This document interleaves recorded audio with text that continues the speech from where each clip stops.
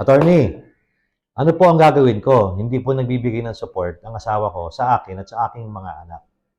Pwede ka po magsampa ng civil case para po makapag-claim ng support sa iyong asawa. Ito po ay pinafile sa Regional Trial Court para po makapagbigay ng ebidensya na yung inyong asawa ay hindi tumutulong sa inyo. Of course, hindi lang po ito civil case. Pwede rin po magsampa ng kasong kriminal kasi napagtibay na po ang Republic Act 9262 or Anti-Violence Against Women and Their Children Act kung saan part na po ng penalty, criminal offense, ang hindi pagbibigay ng support kasi it already amounts to an economic, psychological, and emotional abuse.